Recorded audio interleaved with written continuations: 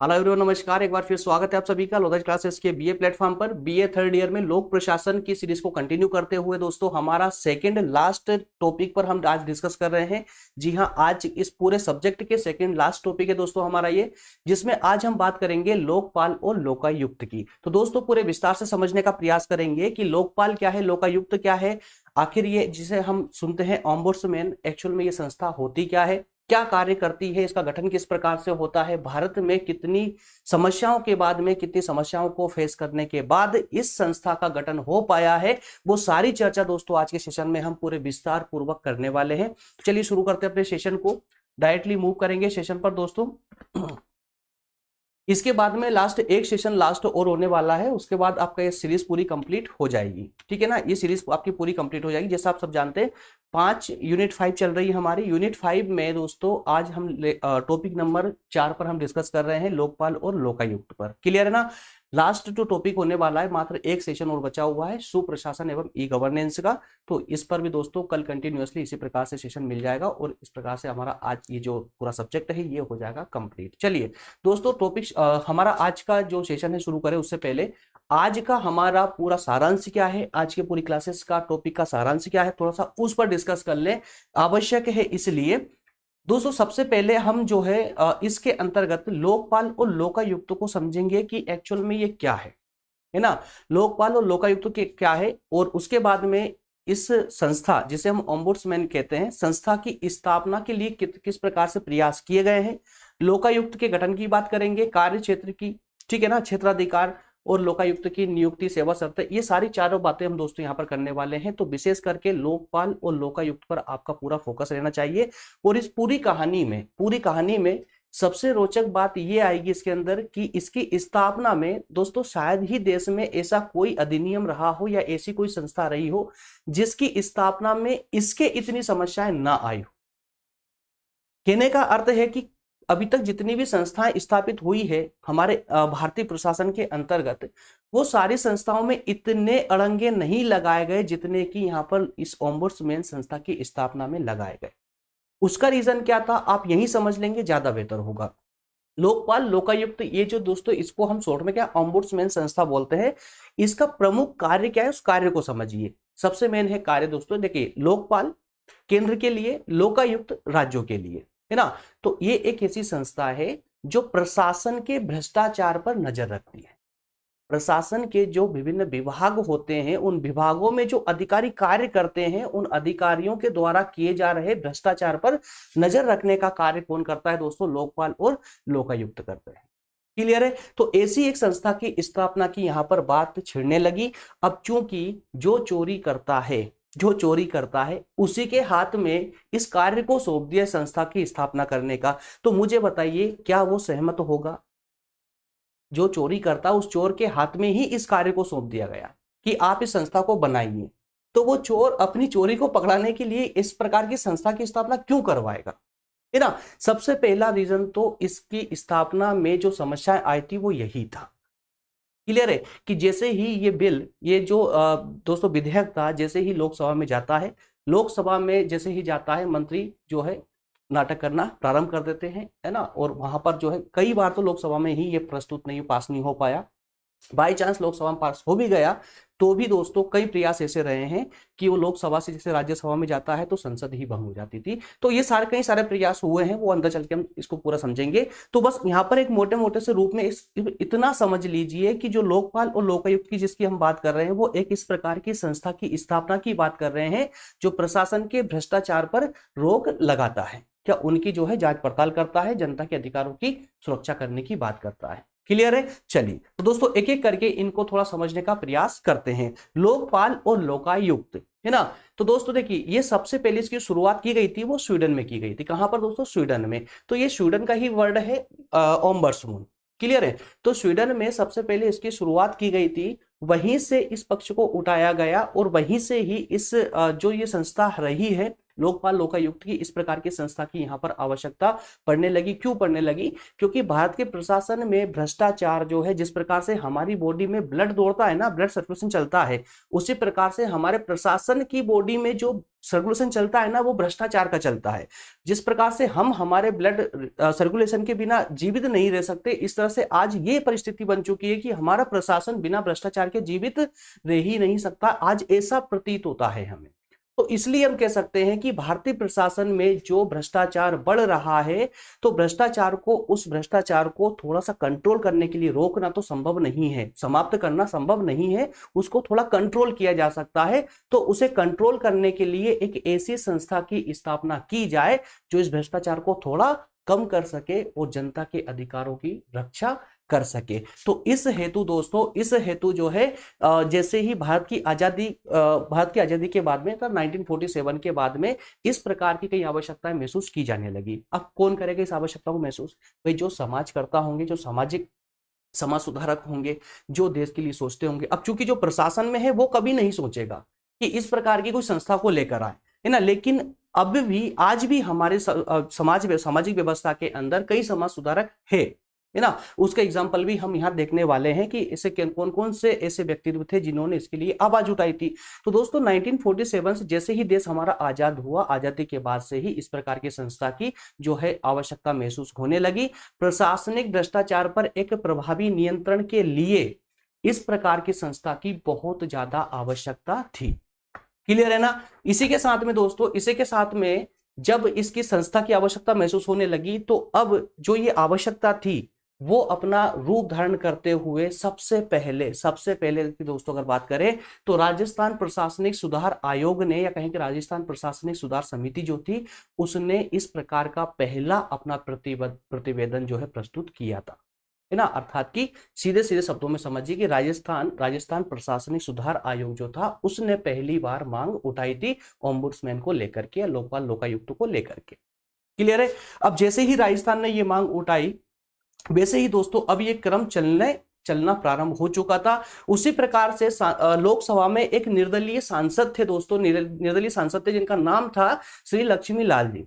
तो इन्होंने लोकसभा में ओम्बुड्समैन संस्था की स्थापना के लिए प्रयास किया, विधेयक प्रस्तुत किया, लेकिन चूंकि मंत्री क्योंकि उनके खिलाफ ही तो किया जा रहा था ये, इसलिए उन्होंने इस पर कोई ध्यान नहीं दिया। अर्थात ये कि लक्ष्मी लाल के द्वारा जो प्रयास किया गया वो पूरी तरह विफल हो गया। लेकिन अब ये मांग कहाँ रुकने वाली थी, क्योंकि अब मांग का सिलसिला चल पड़ा था। ठीक है, जैसे ही राजस्थान से ये बात निकली कि इस प्रकार की कोई संस्था की स्थापना की जानी चाहिए, वैसे ही लोकसभा में, अब चूंकि ये निर्दलीय थे लक्ष्मी लाल, तो इन्होंने एक प्रस्ताव, उनको मालूम था कि ये जो विधेयक प्रस्तुत कर रहे हैं वो पास नहीं होगा, लेकिन एक सिलसिला स्टार्ट हो जाएगा कि इन्होंने एक शुरुआत तो की किसी की, हो सकता है किसी और का ध्यान इस पे आकर्षित हो तो कोई और इसकी मांग करे, और चूंकि हुआ फिर आगे चलकर यही, है ना। अब हालांकि लोकसभा में इनका प्रस्ताव पारित नहीं हो पाया, प्रस्ताव पास नहीं हो पाया, लेकिन उसके बाद भी ये निरंतर लगे रहे, निरंतर अपनी मांग को प्रबल करते रहे, और उसी मांग को लेकर के दोस्तों गृह मंत्री तक ये बात पहुंची। तो गृह मंत्री की जो विशेष सलाहकार समिति थी, उसने भी इस पर विचार करना प्रारंभ किया, लेकिन अभी तक जो परिणाम था वो शून्य ही रहा। अभी तक परिणाम क्या रहा दोस्तों? शून्य ही रहा। अभी तक ऐसी कोई स्थिति उत्पन्न नहीं हुई या ऐसी कोई स्थिति नहीं बनी जिससे कि लोकपाल या लोकायुक्त इस प्रकार की संस्था की स्थापना के लिए कोई विशेष विधेयक जो है पेश किया जा सके। अब कहानी आगे बढ़ती है, अब जरा देखते हैं कि स्थापना के प्रयास किस किस प्रकार से हुए हैं, किस किस ने प्रयास किए हैं।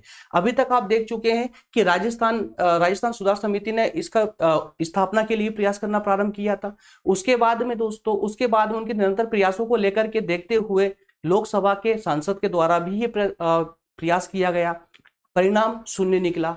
उसके बाद में गृह मंत्री की सलाहकार समिति ने प्रयास किया, कोई रिजल्ट नहीं निकला। अब आगे चल करके दोस्तों ये जो मांग थी, अब ये और आगे बढ़ने लगी। अब ये मांग बढ़, चूंकि सेंटर में गृह मंत्रालय तक ये बात जा पहुंची थी, है ना। तो अब वो सेंटर में जा पहुंची थी, तो सेंट्रल गवर्नमेंट को इस पर विचार करना आवश्यक था। तो इसलिए जो भारत की जो इंडियन एडमिनिस्ट्रेटिव रिफॉर्म्स कमीशन है दोस्तों, भारतीय प्रशासन सुधार आयोग, उसकी नजरें इस पर पड़ी, और उसने अब इस पर विचार करना प्रारंभ कर दिया। किस पर? ओम्बुड्समैन पर। कि इसकी स्थापना की जाए या नहीं की जाए। तो इस पे इनकी काफी रिसर्च हुई, इन्होंने काफी समय तक इस पे काम किया और आखिरी में भारतीय प्रशासन सुधार आयोग ने एक रिपोर्ट दी और उस रिपोर्ट में कहा कि भारत को ओम्बुड्समैन जैसी संस्था की स्थापना की बहुत ज्यादा आवश्यकता है, बहुत ज्यादा आवश्यकता है। क्यों? क्योंकि दिन प्रतिदिन जो भ्रष्टाचार है वो प्रशासन की प्रत्येक जड़ में समा चुका है। तो वो अपना कठोर रूप धारण करे, भयानक रूप धारण करे, उससे पहले इस प्रकार की संस्था की स्थापना करती जाए जिससे कि उस पर थोड़ा कंट्रोल किया जा सके। और साथ ही साथ उन्होंने ये भी कहने का प्रयास किया, किसने? भारतीय प्रशासनिक सुधार आयोग ने रिपोर्ट में ये भी कहा कि इस प्रकार की संस्था की स्थापना तो की जाए, लेकिन उस संस्था को कार्यपालिका से, विधायिका से या न्यायपालिका से, अर्थात प्रत्येक पालिकाओं से स्वतंत्र रखा जाए, उसे किसी के अंडर में ना रखा जाए। अन्यथा क्या होगा? भ्रष्टाचार, जिस कार्य के लिए संस्था की स्थापना की जा रही है वो कार्य ही नहीं हो पाएगा अगर किसी का दबाव रहेगा तो। अब चूंकि अगर कार्यपालिका का दबाव रहता है दोस्तों, तो प्रशासन उस पर दबाव बनाएगा, अर्थात कार्यपालिका क्षेत्र उससे पूरी तरह बच जाएगा। व्यवस्थापिका के अंडर में अगर रहा तो फिर आप समझ जाते हैं, है ना, समझ जाइए, अगर व्यवस्थापिका के अंडर में रहा तो फिर वो कुछ भी हो सकता है, ठीक है ना। बनाया किसी और के लिए जा रहा था, कर कुछ और रहा है, तो वो भी नहीं होना चाहिए। न्यायपालिका के अंडर में भी नहीं होना चाहिए। कारण उसका क्या था? न्यायपालिका के अंडर में ना करने का कारण क्या रहा दोस्तों? हालांकि हम जो है न्यायपालिका को आज भी हमारे वैसे स्वतंत्र एक जो है हमारे एक सदन है न्यायपालिका, लेकिन स्वतंत्र होते हुए भी इनके अंडर में भी ना रखने का कारण ये था क्योंकि इनके जो अध्यक्ष होंगे, लोकपाल लोकायुक्त जो होंगे, न्यायपालिका के ही रिटायर जो जज होते हैं उनको यहां पर बनाया जाता है अध्यक्ष। क्लियर है ना? तो इस कारण से यहां पर कार्यपालिका, व्यवस्थापिका और न्यायपालिका, इनसे पूरी तरह इन्हें स्वतंत्र रखा गया। क्लियर है? स्वतंत्र रखने का इन्होंने क्या सिर्फ सुझाव दिया, किसने? भारतीय प्रशासन सुधार आयोग ने। अभी तक परिणाम जीरो, अभी तक परिणाम क्या है? जीरो। अब चूंकि भारतीय प्रशासन सुधार आयोग तक कहानी पहुंच चुकी है, अब इन्होंने मांग करना भी प्रारंभ, इन्होंने भी अपनी रिपोर्ट प्रस्तुत कर दी। तो अब इसको लेकर के अब थोड़ी सी जो है प्रशासन में खलबली मचना स्टार्ट हो गई। जो चोर थे अब वो जो है दोस्तों सतर्क रहना प्रारंभ हो गए और हर तरीके से, हर साम दाम दंड भेद, हर प्रकार से वो अब ये चाहते थे कि किसी भी प्रकार से इस संस्था की स्थापना नहीं होनी चाहिए, नहीं तो हम जो अपना दाना पानी चल रहा है ना वो खत्म हो जाएगा। तो अपने उस दाना पानी को रोक बचाने के कारण ही दोस्तों अब उन चोरों का जो है सब एकजुट होना प्रारंभ हो गया और अब पूरी तरह से वो इस संस्था का लोकसभा में या राज्यसभा में अब भरकस तरीके से विरोध करने लगे कि इसको किसी भी प्रकार से इस विधेयक का पास नहीं होना चाहिए। तो आगे चलकर की कहानी अब और आगे बढ़ती है। अब कहानी आती है दोस्तों 29 अगस्त 1969 को, ठीक है ना। 29 अगस्त 1969 को लोकसभा ने इस प्रस्ताव को पारित कर दिया। जैसे तैसे सबका विरोध होने के बावजूद आखिरकार 1969 में यह विधेयक पास हो गया। कहां से? लोकसभा से पास हो गया। क्यों? क्योंकि अब इसको जो है इसके पीछे एक बड़ा सपोर्ट था। किसका सपोर्ट था? भारतीय प्रशासन सुधार आयोग की रिपोर्ट का सपोर्ट था दोस्तों, ठीक है ना। तो इस कारण से अब इसे जो है लोकसभा में पास होना ही था। लोकसभा में काफी विरोधों के बाद में पास हो गया। अब चूंकि लोकसभा में हंगामा हो चुका था, जैसे तैसे बहुमत में लाकर इसको पास तो करवा लिया लोकसभा में सरकार ने। अब होता क्या है आप सभी को पता है, किसी भी विधेयक को कानून बनने के लिए लोकसभा, उसके बाद राज्यसभा, उसके बाद राष्ट्रपति, 3 स्टेज पार करनी होती है। तो अभी सिर्फ इसने एक स्टेज को ही पार किया था, लोकसभा को। लोकसभा से तो पारित हो गया। अब जैसे ही ये राज्यसभा में गया पारित होने के लिए, पास होने के लिए, राज्यसभा में डिस्कशन प्रारंभ होता उससे पहले ही लोकसभा ही भंग हो गई, संसद ही भंग हो गई। संसद भंग हो गई मतलब क्या हुआ? सरकार गिर गई। सोचिए जो मंत्री इसका विरोध कर रहे थे उनमें इतनी पावर थी कि उन्होंने सरकार ही गिरा दी, ठीक है ना। क्या हुआ? जो विधेयक था जहां से प्रारंभ हुआ वापस वहीं पहुंच गया, मतलब परिणाम शून्य। इस प्रकार की संस्था की अभी तक स्थापना होने की कोई संभावना नहीं नजर आई। क्लियर है? अब कहानी और आगे बढ़ती है। अब कहानी कहां रुकने वाली थी? कितने भी विरोध होंगे, कहानी रुकने वाली कहां थी? अब कहानी आती है 1977 में। अब यहां पर दोस्तों जनता पार्टी सरकार ने फिर से विधेयक को प्रस्तुत किया। कब? 1977 में। परिणाम 0। फिर 1985 में फिर से प्रयास हुआ, उसके बाद 1989 में फिर प्रयास हुआ, उसके बाद में 2011-12 में फिर प्रयास हुआ, लेकिन अभी तक पूरी तरह से जो इसके परिणाम निकले वो पूरी तरह से 0 ही निकले, शून्य ही निकले। इतने प्रयासों के बाद भी, लोकसभा में बिल पास होने के बाद भी ये कानून नहीं बन पाया, ये कानून नहीं, ये विधेयक जो है कानून का रूप धारण नहीं कर पाया। ठीक है ना। अब उसके तो बाद में दोस्तों, उसके बाद में अब कई समाज सुधारकों ने भी आवाज उठाना प्रारंभ किया।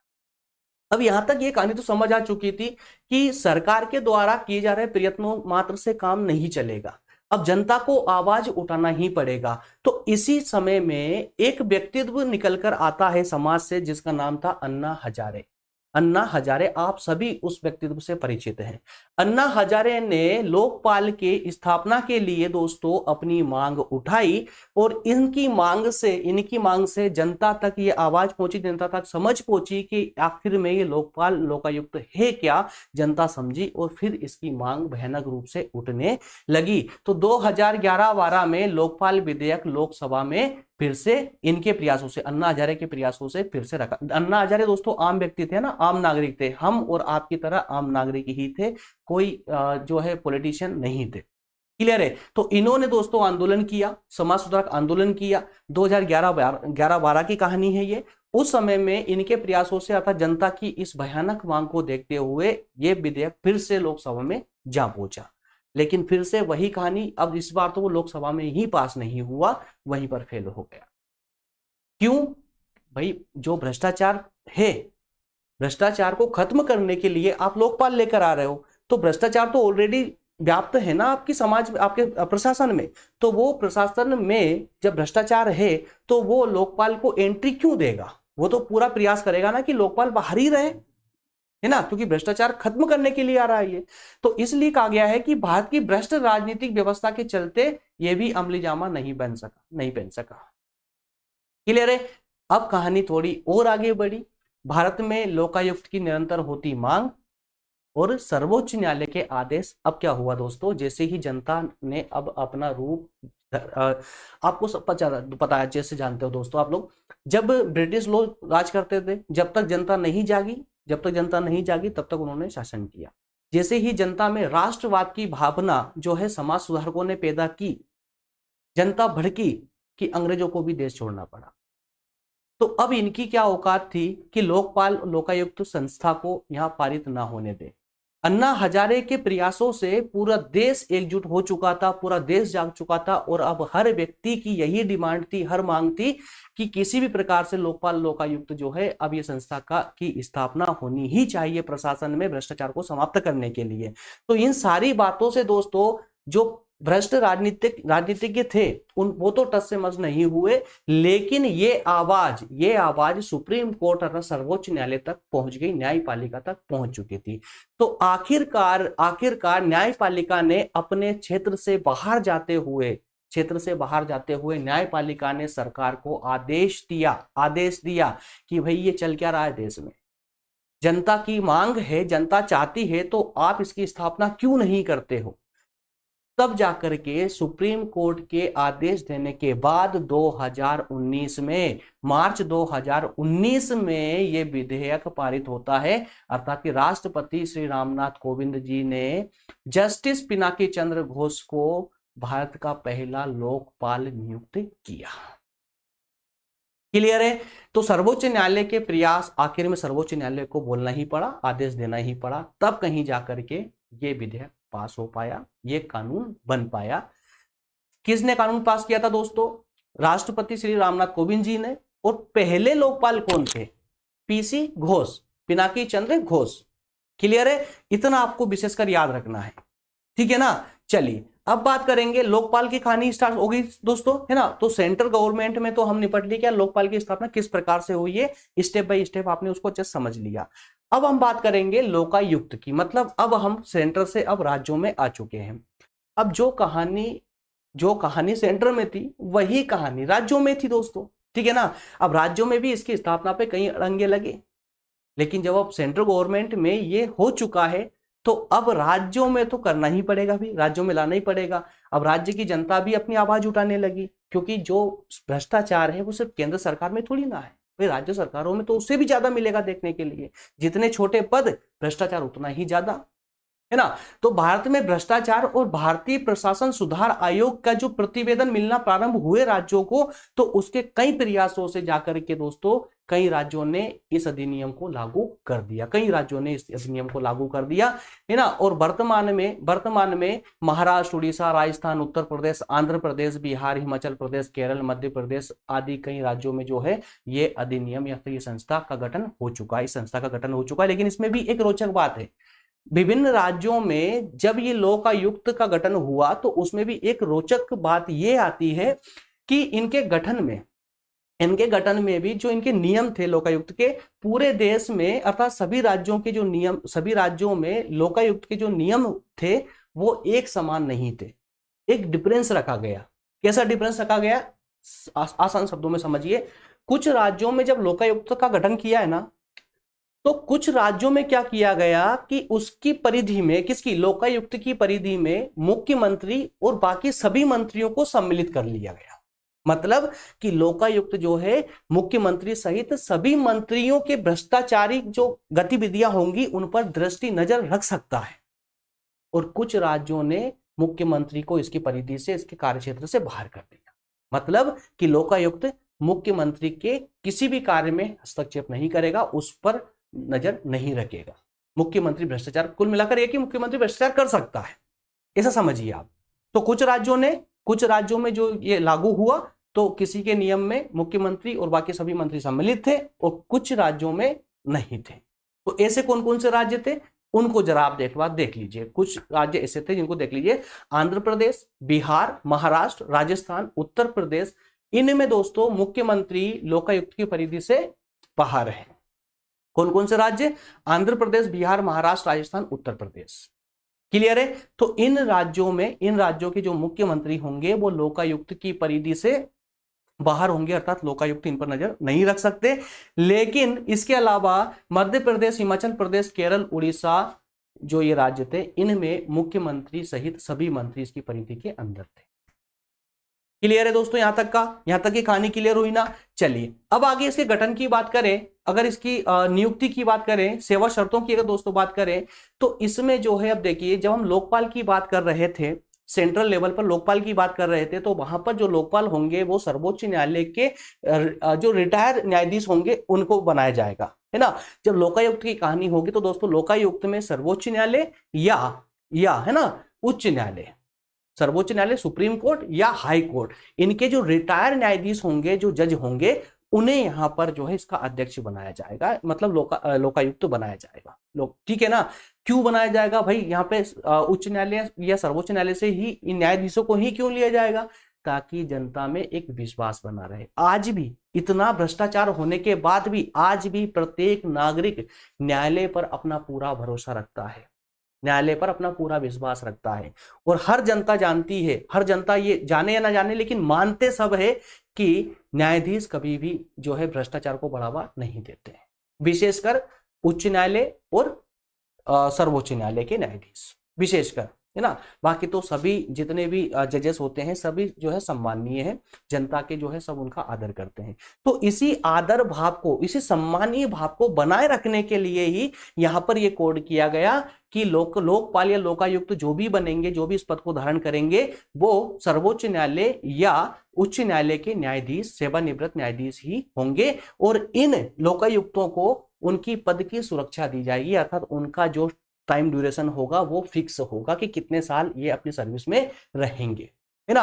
और प्रत्येक रूप से ये स्वतंत्रता के साथ कार्य करेंगे, किसी का इन पर दबाव नहीं होगा। और साथ ही साथ में इन पर किसी प्रकार का दबाव ना बने इनके कार्यकाल सहित, इसलिए इनके लिए एक प्रावधान ये भी किया गया कि जब तक ये लोकायुक्त है तब तक ये किसी भी लाभ के पद को धारण नहीं कर सकते, अर्थात इसके अलावा किसी अन्य पद पर नहीं बने रह सकते। क्लियर हुआ। तो दोस्तों ये कहानी थी हमारी लोकपाल और लोकायुक्त की, अर्थात ओम्बुड्समैन की। और ओम्बुड्समैन शब्द कहां से आता है मैं बता चुका हूं आपको, स्वीडन से। क्लियर है ना, इसको आप विशेषकर याद रखेंगे। चलिए दोस्तों, तो इसी के साथ में हमारा सेशन होता है कंप्लीट। बस आपको इस टॉपिक के अंतर्गत सिर्फ इतना ही पढ़ना, इतना डाटा भी अगर आप समग्र रूप से अगर अच्छे से इसको समझ लेते हैं, इतना भी कर लेंगे ना, सफिशिएंट है आपका। हालांकि लोकपाल लोकायुक्त की कहानी बहुत लंबी है दोस्तों, कम से कम 4 से 5 लेक्चर में ये टॉपिक कंप्लीट होता है। पर चूंकि हम बीए के अंदर पढ़ रहे हैं, तो बीए हमारे सिलेबस के सिलेबस को भी ध्यान में रखना पड़ता है, सिलेबस के अकॉर्डिंग हमें ये पढ़ना पड़ रहा है। इस कारण से ये आप इस टॉपिक का इतना डाटा आप लोगों के लिए सफिशिएंट होगा। क्लियर है।